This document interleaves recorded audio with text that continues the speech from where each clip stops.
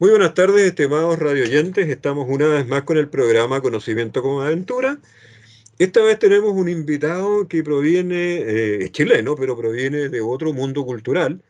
Gustavo Ponce, que es una persona que se ha dedicado al yoga, tiene una larga trayectoria. Ustedes pueden ver en el link del programa cuando algunos datos biográficos y se van a dar cuenta que él efectivamente, no sé cómo llamarlo, si un especialista, un erudito o una persona comprometida. Muy buenas tardes, Gustavo. Le agradezco mucho que haya querido participar en el programa. Gracias por invitarme. Aquí estoy. Bueno, lo primero, Gustavo, es preguntarle cómo llegó usted a la yoga, desde dónde viene en su vida chilena y cómo es que llega al yoga. Sí, curiosamente, debido a mi gran afición por la lectura, un hábito que tengo desde que tengo uso de conocimiento y de poder de lectura, he leído hasta ahora un promedio de un libro a la semana, toda mi vida, y cuando tenía 11 años, descubrí por casualidad en una librería de segunda mano, que seguramente la debes recordar, porque tú no eres un hombre de 20 ni de 30 años. No, pues ya estoy ya en la sub 80. y, y bueno, y en la Plaza de Armas, en una esquina, estaban los gobelinos y cruzando había una librería que se llamaba Mateo Toro y Zambrano. Detrás de esta librería, dos casitas más allá, había una pequeña librería de libros usados. Y yo iba con mucha frecuencia a esta librería porque cuando encontraba algún libro que me interesaba, lo compraba a un precio reducido. Y hojeando los libros, de repente me encontré con uno en cuya tapa estaba la foto de el rostro de un hombre, a pesar de que era en blanco y negro, que la piel era diferente a la que yo estaba acostumbrado de niño, y además tenía un turbante. Eso me llamó mucho la atención. Abrí el libro, era un libro en inglés, de manera que yo no podía leer, pero en el centro del libro habían varias páginas con fotografías también en blanco y negro de este señor haciendo unas posturas para mí increíbles, pararse de cabeza, chupar el abdomen, eh, torsiones imposibles, pero me lo compré de inmediato. Tenía yo 11 años y en la casa puse el libro en el suelo e intenté hacer esas mismas posturas mirando las fotos. Y así fue como partí en este camino sin retorno, porque incluso ahora que tengo 75 años, yo sigo estudiando y practicando todos los días de mi vida, sábados, domingos, todos los días estoy en esto. Descubrí a los 11 años esta pasión que ha sido una especie de afición, pero que en los últimos años, cuando me retiré de la vida convencional, me he podido dedicar en cuerpo y alma a esto del yoga, a difundir esta disciplina, arte y filosofía, no solo en Chile, sino que en muchos países, especialmente desde Escandinavia hasta Portugal, pasando por los países del este de Europa.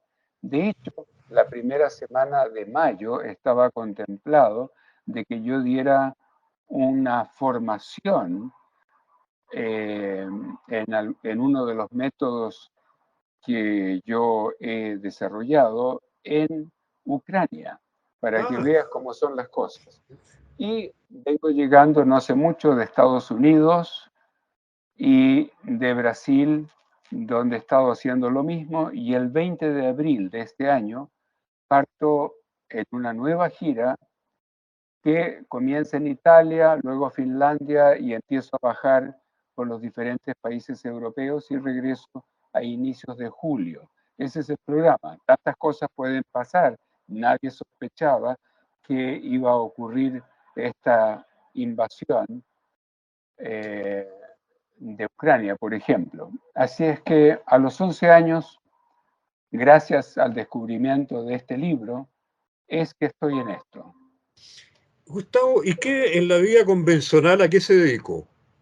En paralelo al descubrimiento Sí, ese que sí, le sí. marcó la vida a los 11. Exactamente.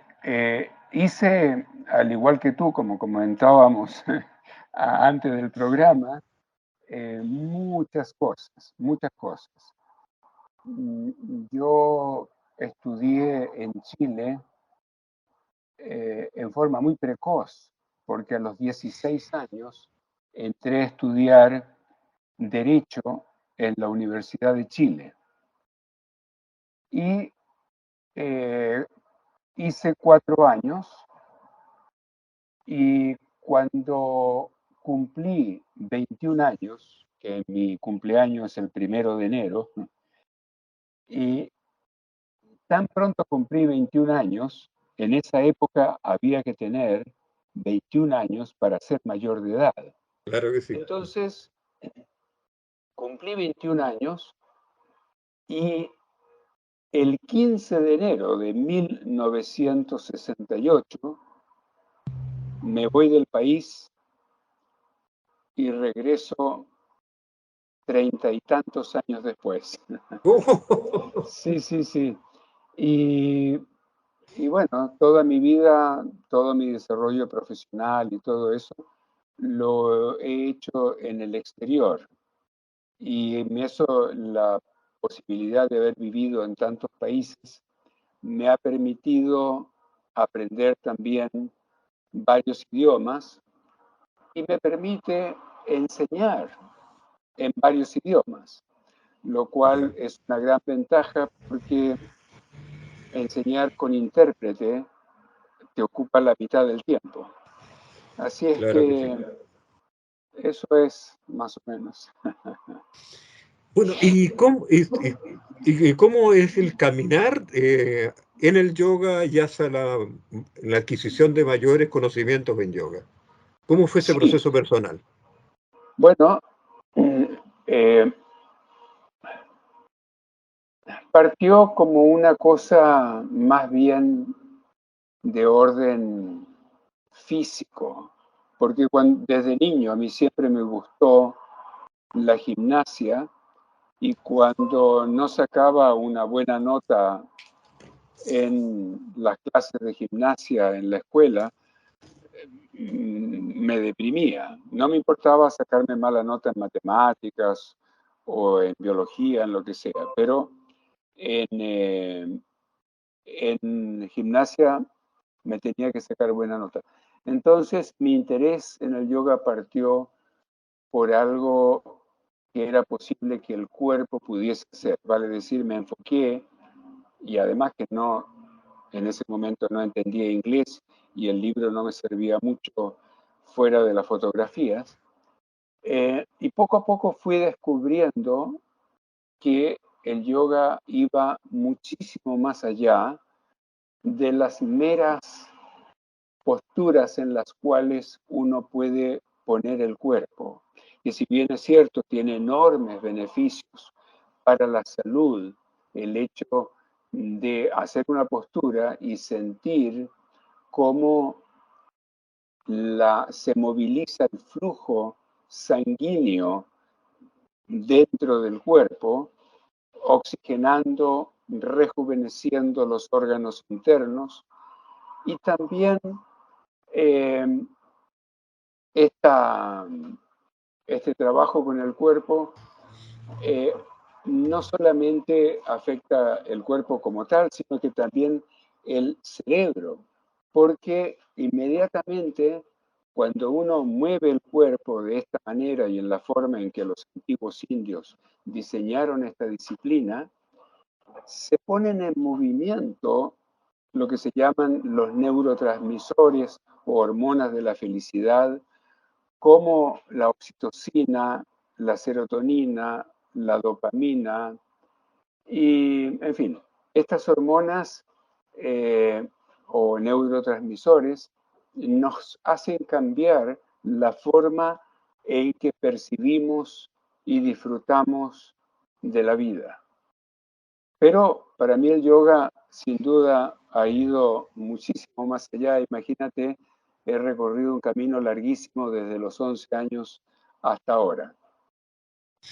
Gustavo, ¿y el yoga tiene alguna dimensión sobrenatural, religiosa, espiritual? Sí, la tiene para algunos.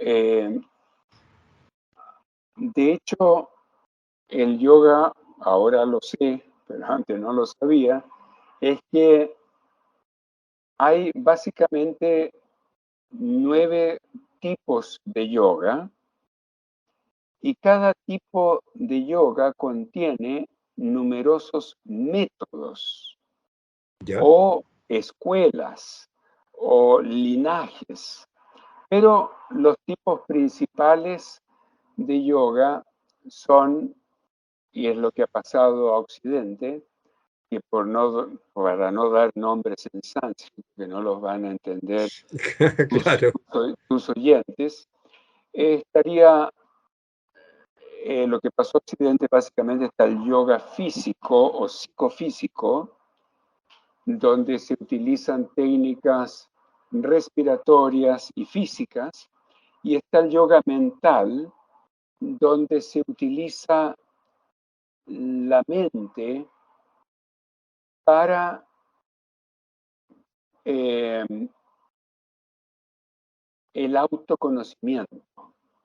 Entonces, de allí surge lo que se llama meditación, que es una palabra muy mal puesta porque fue una traducción que los ingleses hicieron de la palabra sánscrita dhyana. Y dhyana lo tradujeron como meditación, pero en verdad es todo lo contrario, es a ver. contemplación. Es Ah, ya, contemplación, porque meditar significa reflexionar profundamente sobre algún tema. Y esto es dejar la mente en blanco. ¿Para claro, qué? Es vaciar la mente de sus contenidos para que aflore el verdadero, el verdadero ser, el verdadero yo. Porque si la mente está llena de ideas, imágenes, pensamientos, está completamente llena, no hay espacio para nada.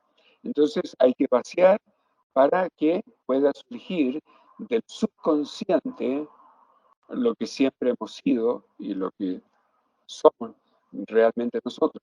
Pero además de estos dos tipos principales de yoga que pasaron a Occidente, hay muchos otros, como está el yoga devocional. El yoga devocional, que también tiene un nombre en sánscrito, es aquel que lleva los aspectos religiosos, en que y tiene una relación mucho más estrecha con el hinduismo como religión ya. que estas dos vertientes que te acabo de mencionar, porque el yoga tiene su origen en el hinduismo, pero no necesariamente hay que ser hinduista o religioso para practicar el yoga, porque el yoga tiene una metodología, tiene un sistema y depende de qué tipo de yoga uno practique. Hay, hay otros métodos de yoga, por ejemplo, el, esta es una palabra sánscrita, pero que es muy conocida en Occidente, que es el karma yoga, que karma significa acción. Entonces, y a ver, la gente mal usa, a veces dice, no, es mi karma, en fin, y Claro, hablan, es que me está sucediendo esto porque es mi karma, o que te deseo buen karma, pero no saben realmente lo que significa. Entonces, karma simplemente significa acción. Cuando tú realizas entonces acciones para el bienestar de los demás, sin esperar nada a cambio, entonces tú estás enriqueciendo tu alma, pero siempre que tiene que ser sin esperar. Tú haces algo bueno por alguien, pero sin esperar de que te va a dar un rédito.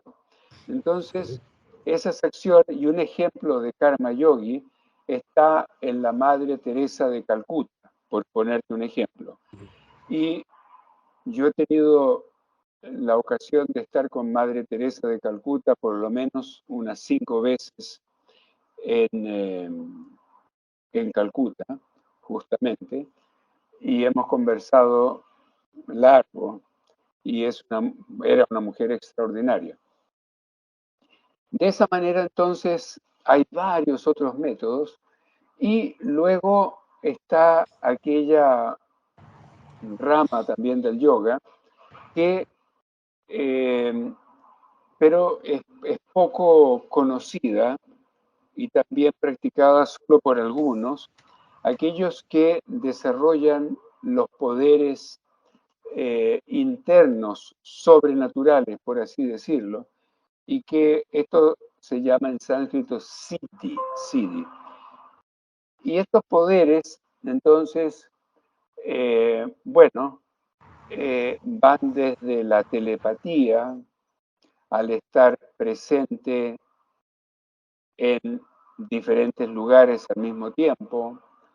Y esto está muy bien expresado en un bestseller que, bueno, prácticamente todo el mundo que hace yoga lo ha leído y los que no hacen yoga también lo han leído porque es sumamente entretenido, que se llama La autobiografía de un yogi, de Yogananda.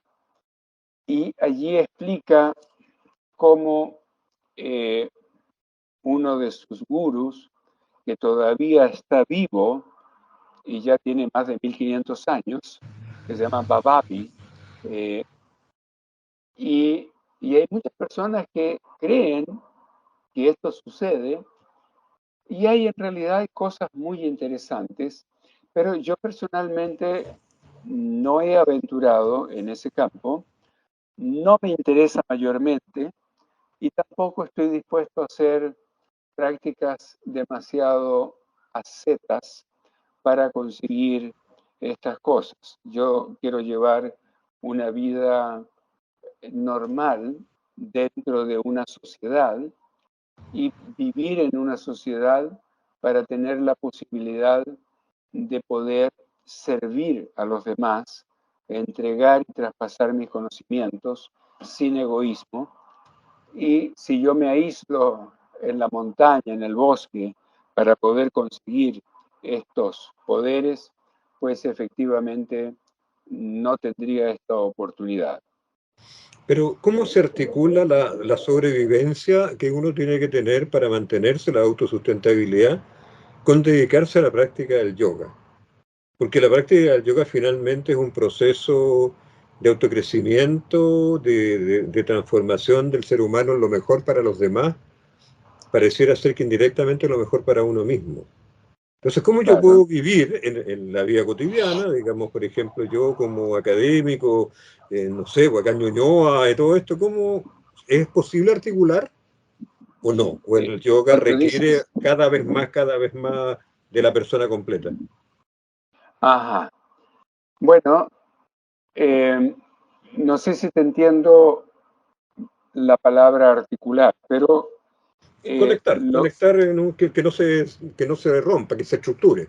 ajá, bueno, desgraciadamente en Occidente se ha desarticulado, desestructurado muchísimo el mensaje original que pasó de la India y, y que trajeron los primeros maestros de yoga a Occidente hace unos 120 años atrás, no mucho más que eso. Estamos hablando de 120 años atrás Ya. como máximo, de que, como por ejemplo, Swami Yogananda, que vivió en Estados Unidos, y muchos otros, como Swami Vivekananda, también, que trajeron el mensaje a Europa, a Estados Unidos, y de ahí se empezó a expandir. Estos swamis, que son monjes del yoga, trajeron el mensaje completo, o como quien dice, trajeron el juguete completo. Y la mente occidental vio este juguete y lo empezó a desarmar. Entonces le sacó las ruedas, le sacó las tuercas y finalmente en el suelo había una cantidad de componentes y de partes, y eso se transformó en el yoga que se enseña hoy día en Occidente. Entonces cada uno dice, bueno, esta pieza me parece interesante y es sobre lo que trabajan. Y así sucesivamente empezaron a enseñar y dejar de lado todo aquello que estaba quizás un poco desconectado de lo que en Occidente siempre ha llamado la atención, desde la gimnasia calisténica hasta estar en buena forma física, y que eso fue lo que más interesó. O sea, el yoga como una herramienta para la salud física, mental, orgánica, pero no mucho más allá, porque hay personas que incluso practican y enseñan yoga y dicen, yo enseño yoga y meditación, como si fuesen cosas separadas, porque no hay meditación sin yoga, no hay yoga sin meditación. Ahora, la meditación también no es patrimonio de la India o de los yogis, porque los monjes católicos, eh, las religiones, todos tienen meditación. Solamente que lo que cambia es que en el yoga hay técnicas específicas del yoga para la meditación. Por eso que cuando, cuando nosotros hablamos de meditación, bueno, usamos el nombre Dhyana porque, como te expliqué, hay una gran confusión y lo más cercano en español sería contemplación. Enseñamos técnicas para vaciar la mente y poder encontrarnos con nuestra verdadera esencia. Y eso se hace muy poco, y hoy día quizás la meditación es patrimonio de las personas que hacen budismo, por ejemplo, o bien esas personas que hoy día han extraído un par de cosas de la meditación y la llaman mindfulness, por ejemplo, que es hacer todo en forma muy consciente, hablar conscientemente, comer conscientemente, caminar conscientemente. A eso le llaman mindfulness, que es un señor que se llama Jon Kabat-Zinn, que en el año 1972 se le ocurrió hacer una síntesis para los ejecutivos de las grandes empresas para que se desestresaran un poco. Y es como una meditación sanitizada, si tú quieres, ¿Ya? el mindfulness, en mi punto de vista. Gustavo, pero a ver, uno puede concluir que la noción de meditación está en todas las culturas. Uno Pero ve, claro por que sí, ejemplo, en los pueblos precolombinos, particularmente en Norteamérica, el consumo de hierbas. Hay un libro, un famoso antropólogo peruano sobre sí, los sí, pueblos sí. indígenas de Estados Unidos, Carlos Castaneda. Ah, Eh, pero tam- claro, También está la la meditación historia de de... Don Juan. Claro, claro. Sí, También claro, está, bueno, lo he leído todos, está toda la meditación de los primeros cristianos en Egipto y, bueno, y sin en la Edad duda, Media, hasta el día de hoy. claro. Entonces, lo original del yoga, del hinduismo, creo entender, es una originalidad de los métodos, de los caminos para alcanzar los fines del yoga. Claro que sí. Ya, Es exactamente lo que varía también en lo que tú acabas de mencionar, el ayahuasca claro, o el cactus, esto para tener estados alterados de conciencia y así en los diferentes, los cristianos, los monjes, los cantos gregorianos en sí claro que sí. son una meditación. O los Pero lamas budistas que usan música los y lamas canto. budistas, efectivamente, pero lo que cambia es las técnicas, ¿Mm? cómo, cómo llegar el camino, porque la meditación es inherente al ser humano. Hay personas que no han tenido ningún encuentro con ninguna religión, ni con el yoga ni con nada, y son grandes meditadores. Entonces, es inherente al ser humano. Todos, de una forma u otra, meditamos sin estar conscientes de que lo estamos realmente haciendo, porque no nos hemos encontrado a nadie que nos diga, ah, pero tú estás meditando. ¿Y cuál es el sentido final del yoga? ¿Cuál es el objetivo a alcanzar? El, el objetivo final depende, porque si tú le preguntas a una persona que está recién partiendo en esto del yoga, te va a dar la definición clásica, la definición cliché, la definición del libro. ¿Ah? Yoga es la unión del cuerpo, la mente y las emociones, o cuerpo, mente y espíritu. En la medida en que tú vas evolucionando o practicando, conociendo y metiéndote más en este mundo, es probable que vayas sacando tus propias definiciones. Te voy a dar ahora la definición clásica del padre del yoga. El padre del yoga es un hombre que vivió en los tiempos de Sócrates y en los tiempos de Buda, por cierto, hace unos 2500 años atrás, que, eh, que son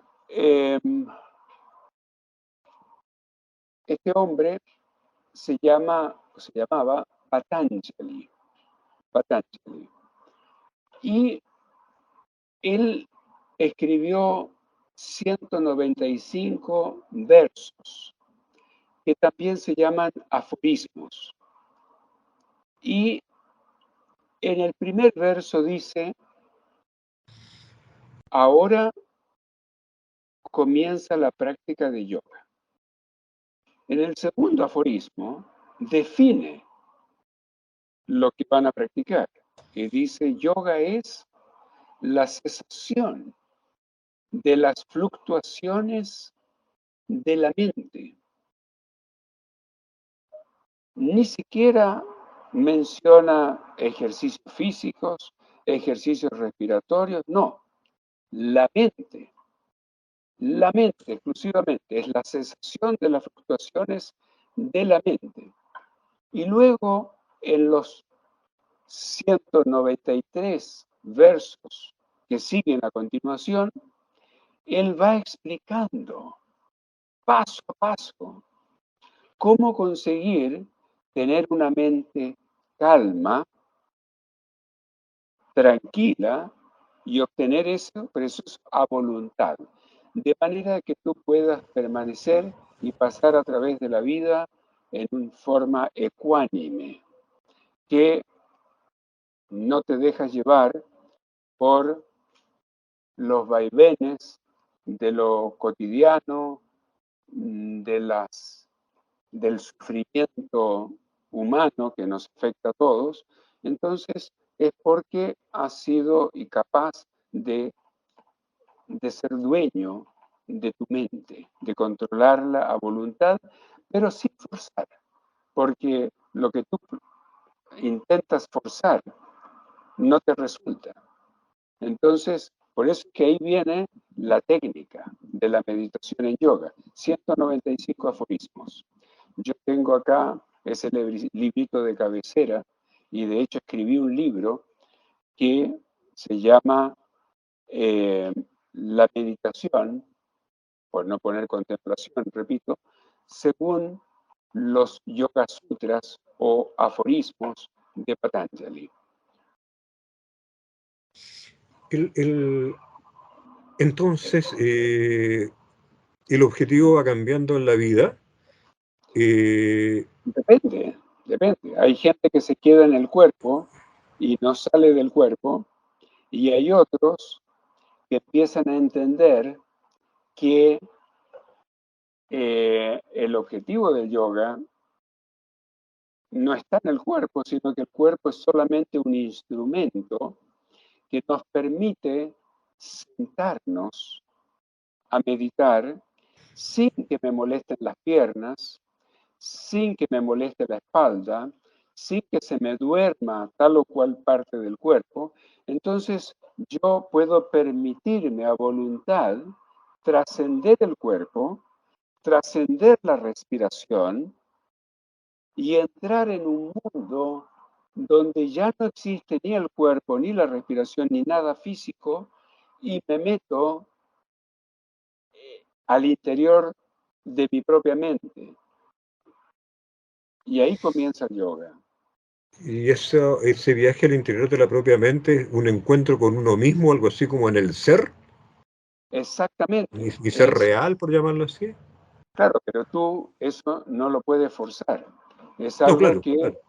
que te empieza a llegar a atisbos poco a poco, y es por eso que los monjes budistas se pasan largas horas sentados, en la mañana, en la tarde, justamente en eso. O sea, entras en un mundo del cual no quieres salir. Y la gente que practica yoga en serio hace lo mismo, solo que normalmente no usan túnicas ni distintivos eh, pertenecientes a tal cual orden.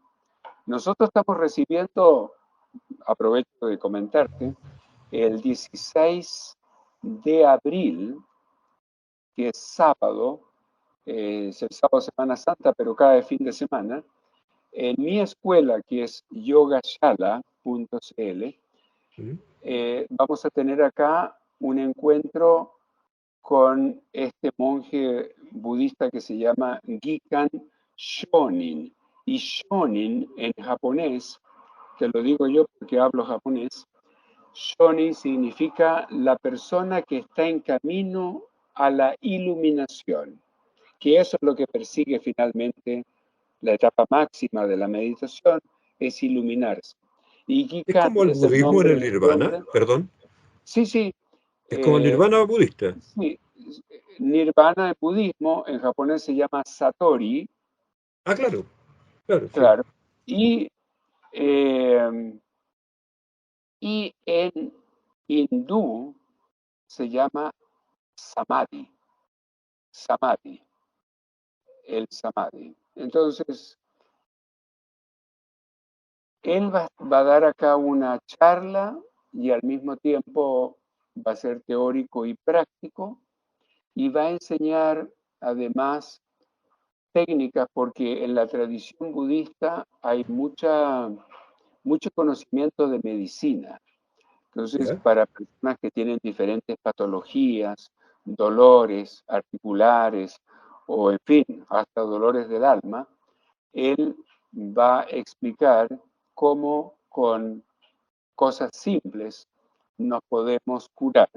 Así que para las personas que están escuchando, y si este programa sale antes ¿Mm? del 16 de abril, hay que meterse en la página o llamarnos aquí en Yogashala, la escuela de yoga Yogashala, y damos las informaciones. YOGASHALA.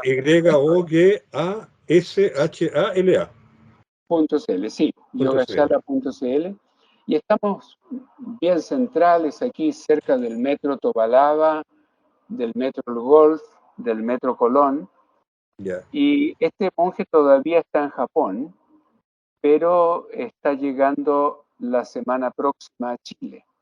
Y lo estamos esperando con mucha curiosidad, especialmente yo, porque realmente a mí siempre me ha interesado aprender cosas nuevas. El conocimiento nunca se acaba y en el momento en que uno dice ya lo sé todo, pues esa persona mejor que se muera. Claro. Porque sí, porque si no, ¿cuál es la razón de vivir si no es estar siempre aprendiendo y experimentando cosas nuevas, especialmente si tienen que ver con el espíritu, con el progreso y autoconocimiento? Gustavo, pero aquí hay entonces una definición de lo que es el ser humano. Si no he inferido mal lo que usted afirma, el ser humano es entendido como una unidad, cuerpo y alma, simultáneamente, indisociable. Absolutamente. Son Sí, solo sí, facetas, dimensiones, pero sí, sí, sí, entenderlo en plenitud implica no separarlo. exactamente. Pero, ¿qué es lo que ha hecho el occidental? Por eso, este juguete agarraron aquellas partes que les interesaban, que era más bien la parte física del yoga. Claro. Pero la parte física es importante porque muchos practicantes de yoga parten con el cuerpo. ¿Por qué? Porque el cuerpo uno lo ve reflejado en el espejo, lo puede tocar, lo siente, entonces es el aspecto grueso. Y de lo más grueso, de lo más denso, uno va poco a poco hacia los aspectos más sutiles. Y eso es lo que es interesante, cómo uno puede ir apreciando el yoga eh, y viendo a través de los años cómo la propia definición de yoga va cambiando para uno mismo y va dejando de lado los clichés, porque uno va teniendo en esta vida terrenal una experiencia espiritual. Me recuerda unos filósofos de comienzo del siglo XX, alemanes, Ajá, Max Scheler, por ejemplo, que ajá, sí, uno leía en el liceo El puesto del hombre en el cosmos. Él y dos colegas más, uno de ellos era Arnold Gehlen, que derivó a la sociología. Gehlen y el otro Helmut Plessner, ellos decían que el error de toda la filosofía occidental, por eso ellos se olvidaron, ellos partieron casi de cero, es que separó el cuerpo y el alma en dos entidades autónomas. ajá, Entonces ellos hacen una crítica brutal a la filosofía occidental. mm, Entonces ellos reconcilian la filosofía en esos años en Alemania con la biología. claro, claro, claro. El conocimiento de esos años, más bien en Austria-Hungría, el imperio austrohúngaro, era con la psique. Sí. Bueno, Freud austrohúngaro, de No, persona y además austríaca. después Carl Gustav Jung Ah, claro. fue el que le dio el empuje final eh, a todo esto. Y, en fin, así es. ¿Y hay alguna conexión entre estos pensadores como Freud o como Jung con el yoga? Pero claro, Porque yo Jung era diría, bastante orientalista. pero exactamente, y él estuvo en India y si uno lee alguna de las cosas que él publicó, eh, es muy, está en esta línea, justamente. Y siendo un psicólogo de esa categoría, él pudo darle un enfoque más bien científico, explicarlo con palabras científicas a, a algo que la mayoría de nosotros, los practicantes, simplemente tratamos de no buscar y de intelectualizar tanto, porque yo creo que uno de los grandes errores que existen en Occidente es, eh, hay una expresión chilena que le llaman darle vueltas a la perdiz, no sé si tú la Ah, conoces. emborrachar la Entonces, verdad. emborrachar la perdiz, claro, le das Claro, vueltas hasta que se emborracha. claro. Entonces, la gente tiende a intelectualizar, a, a querer poner todo esto en conceptos y todo lo demás, en lugar de simplemente sentir, sentir. Y, pero Jung da todas unas eh, sólidas explicaciones de orden científica a este fenómeno, y luego apoyado también por varios escritores como Hermann Hesse, por ejemplo, con Claro, sí. esto del, del El, Buda, ¿no? El el, Bodhisattva. el lado estepario, Sí, el lobo estepario, Narciso Golmundo. ¿no es verdad? Ahora, y eso era una pregunta, Gustavo, ¿es posible que conectar nuestra cultura, la cultura chilena, la cultura occidental, bueno, no anda a tono con esta cultura propia del yoga y del hinduismo y del budismo? Sí, Y Chile, Chile podría ser pro yoga, refractario al yoga, necesita yoga Chile. pero absolutamente, o sea, hoy día que vivimos, bueno, uno de los beneficios que no le cabe a nadie duda es que es, primero que nada, una excelente terapia para la mente y por lo tanto nos baja los niveles de estrés, de ansiedad y alivia muchísimo a aquellas personas que están deprimidas y no saben por qué están deprimidos. Entonces, desde ese punto de vista, nada más que una cuestión terapéutica, Chile yo creo que está entre los países más estresados. Sí, claro. Tenemos un nivel de estrés gigantesco, basta con salir a la calle para escuchar los bocinazos de la gente, los insultos de uno a otro, la poca paciencia que tiene la gente. Si el semáforo ya pasó a amarillo y la persona no se ha movido, pues empieza esta desesperación. Entonces, bajar estos niveles de ansiedad y de estrés es una de las grandes cosas que está avalada por lo demás, pero sin duda alguna por la medicina. Y en Chile yo creo que, bueno, mi escuela ya tiene 20 y tantos años. Y, y por acá han pasado muchísimas personas se han formado como profesores acá. Y ahora, después de la pandemia, recién el 7 de marzo, digo, la pandemia sigue, pero para nosotros ya se acabó, porque Claro. hay que ponerle un límite a estas cosas. Entonces, el 7 de marzo nosotros dijimos, la pandemia se acabó, no me interesa en qué fase estamos, pero nosotros vamos a abrir nuestras puertas, pero ampliamente, el 7 de marzo. Ahora estamos a 28, 8.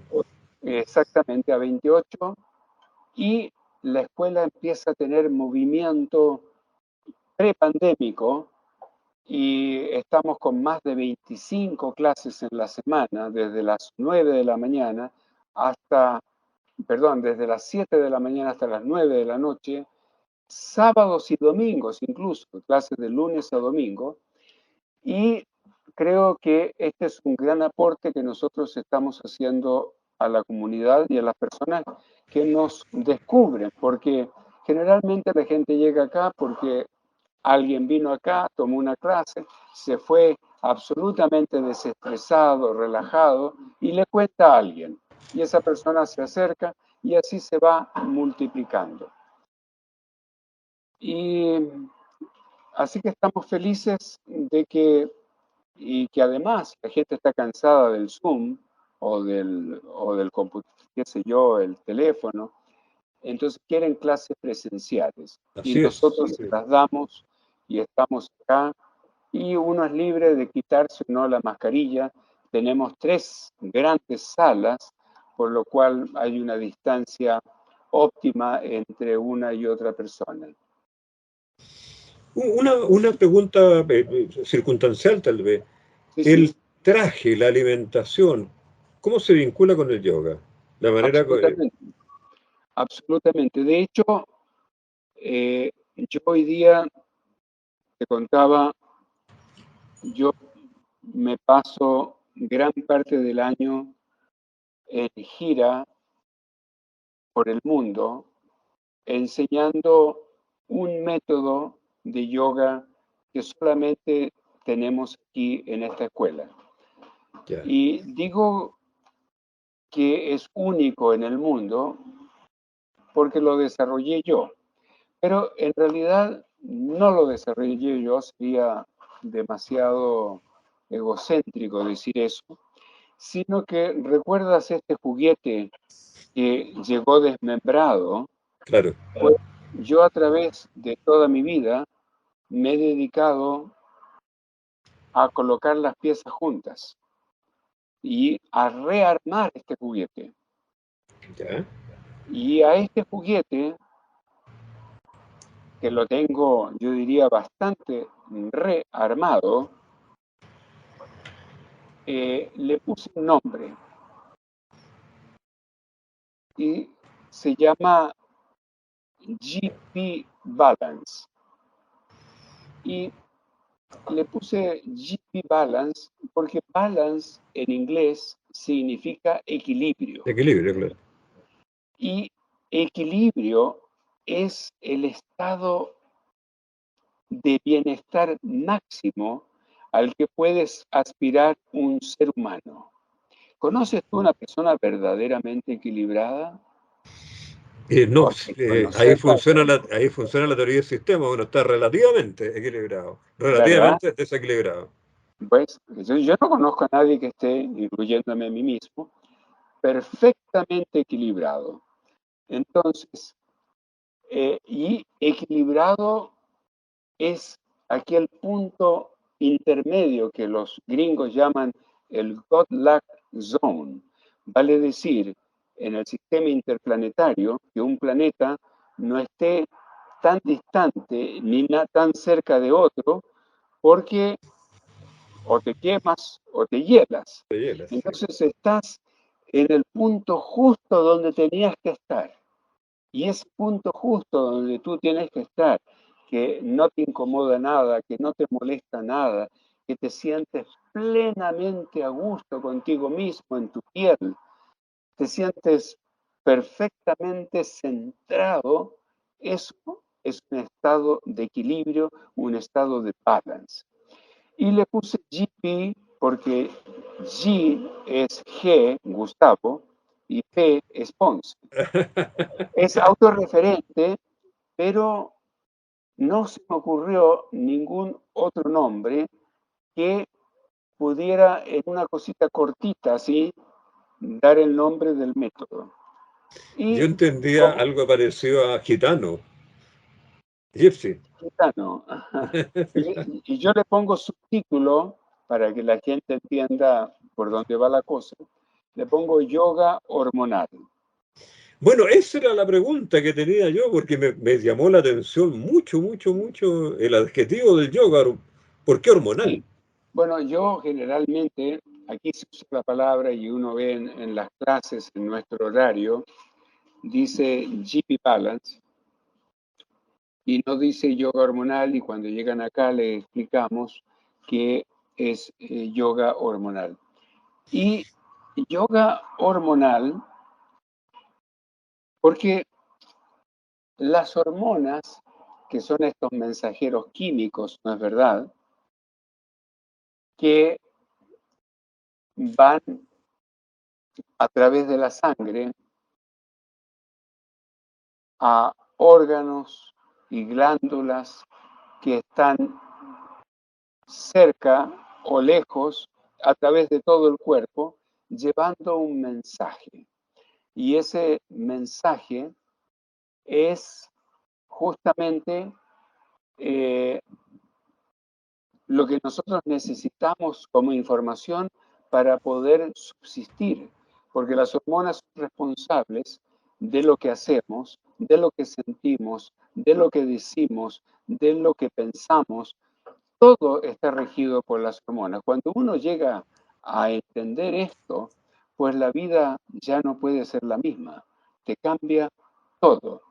Y este sistema que he desarrollado, hoy día lo enseño en toda Europa, en los países del este, como te comentaba, y también en Estados Unidos, Centroamérica, especialmente en Brasil.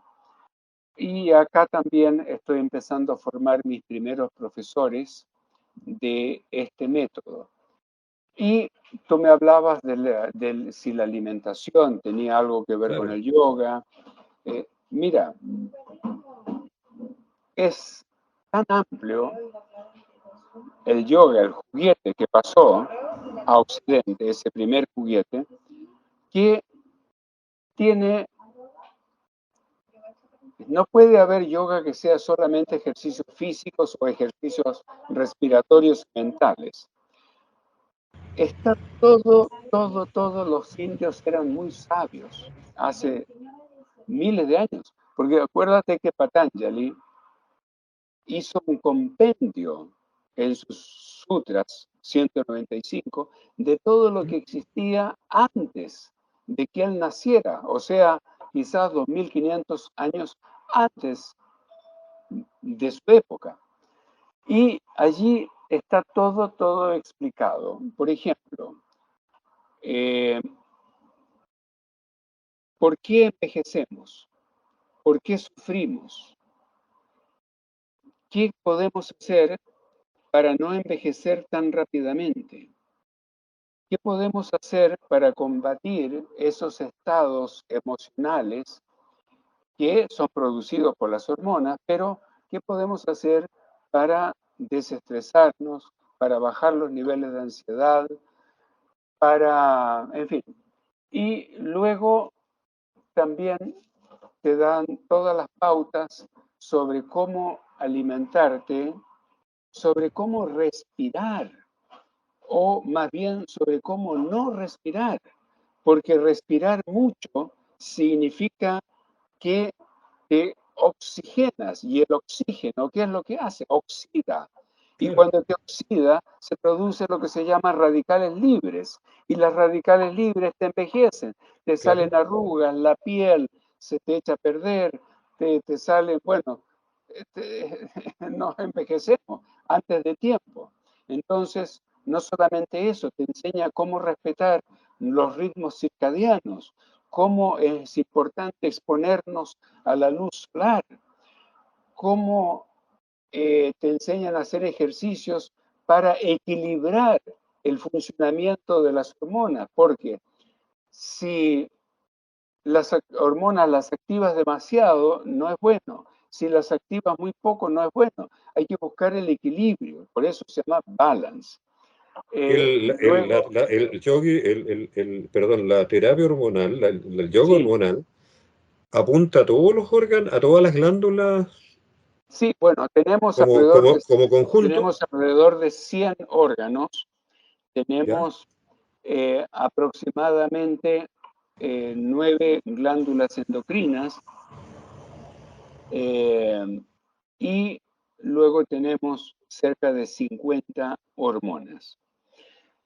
Y entonces, a través de técnicas súper específicas, avaladas por la ciencia occidental en su gran mayoría, Ya. porque yo he trabajado ya en los últimos años bastante con la Universidad de Harvard y entonces los protocolos que nosotros hacemos con diferentes pacientes, ponte, viene una persona que es infértil, no puede concebir, tiene 48 años, el ginecólogo le dice, no, pues su edad, ¿qué espera? Ya se le pasó la vieja. Mm. Entonces, decimos, a ver, ¿habrá una posibilidad con yoga hormonal? Y hemos tenido varios casos de personas en esas condiciones que han sido capaces de procrear. Luego tenemos personas con enfermedades autoinmunes o personas con endometriosis o eh, quistes Ovarios, ováricos, ovarios poliquísticos. ovarios poliquísticos. Entonces, me sale primero el inglés a mí. Sí, pues, Sí, claro que sí. claro, porque yo, bueno, el inglés se usa bastante en aquellos países donde no hablo el idioma.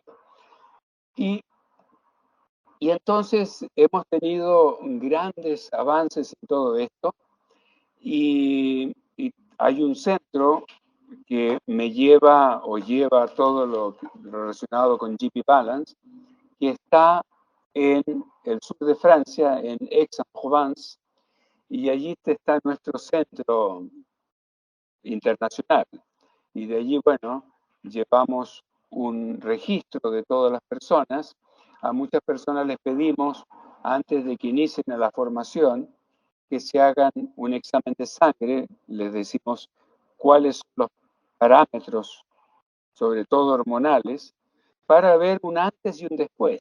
Entonces, después de la formación inicial que dura 50 horas, entonces tenemos otro examen de sangre para medir y les damos un cuestionario donde para ver si las glándulas adrenales están trabajando de más o de menos, mucho cortisol, adrenalina, en fin, o también en ese cuestionario la gente va anotando eh, cómo se siente al inicio y luego a través de su evolución durante esta práctica.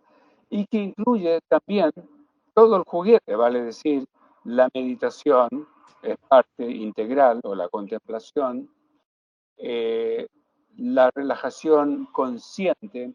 Hay un estado que conseguimos a través de la relajación que hacemos tendido en el suelo, que es una relajación guiada que te lleva a ti a estados entre la vigilia y el sueño. O sea, no sabes si estás despierto o estás dormido, pero estás consciente, estás en ese estado, justo Ya. en la mitad. Y eso es tremendamente terapéutico porque además te hacemos repetir un, un, una afirmación, que esto no es nada nuevo, que se llama autosugestión, ¿no es verdad? Que en el año 1930, Émile Coué, el gran eh, farmacéutico y psicólogo francés, empezó con esto de la autosugestión y el poder del efecto contrario. Y, pero luego están los indios que ya la sabían hace rato, pero que todo esto de la autosugestión la desenterró Swami Satyananda Sarasvati de una localidad en el norte de la India y que hoy día, bueno, hemos recogido y hoy día se conoce en todo el mundo. Entonces, antes de iniciar una práctica, nosotros hacemos una afirmación consciente. Por ejemplo, me voy a mejorar de este cáncer, me voy a mejorar de este cáncer, me voy a mejorar de este cáncer. Y lo repites con total convicción. Terminas la práctica y lo repites de nuevo. Antes de acostarte en la noche, lo repites. En la mañana, primera cosa al despertar, lo repites. Y el cuerpo es inteligente. Entonces, con estas autoafirmaciones, autosugestión, hay en él un gran poder ¿cómo se llama? De curación. Y una vez que te curas del cáncer, por poner este ejemplo, pues tienes que buscarte otra afirmación para otro problema que tú puedas Ya, tener. correcto. Entonces, es eso. El yoga hormonal que nosotros hacemos Ya. en Yoga Sala, junto con los otros métodos tradicionales que se practican también en todo el mundo, que son más bien ejercicios psicofísicos, respiratorios, etc. Esto del yoga hormonal es una especialidad, por decirlo, mía, y me piden, mira, no doy abasto, estoy un día en Italia, al día siguiente parto a Finlandia, al otro día estoy, como digo, el 20 de abril parto y regreso a fines de junio con el objeto de preocuparme también un poquito de la escuela y después salgo de nuevo y así, entro y salgo. Oye, Gustavo, ha sido un gusto compartir toda esta inmensa cultura tan atractiva, ¿No? tan interesante, Se nos no solo acabó la hora. exótica, claro que sí, porque en realidad fue una conversación además súper didáctica. Entonces yo me Ajá. despido de los radioescuchas que deben estar tan emocionados y contentos como lo estoy yo. En realidad yo mismo aprendí mucho y me siento muy agradado, muy agradecido. Muchas gracias, un placer conocerte, Rodrigo. Entonces, nos encontramos la próxima semana con un nuevo programa de conocimiento como aventura, estimado radio oyente, acá en la radio de la Universidad Central.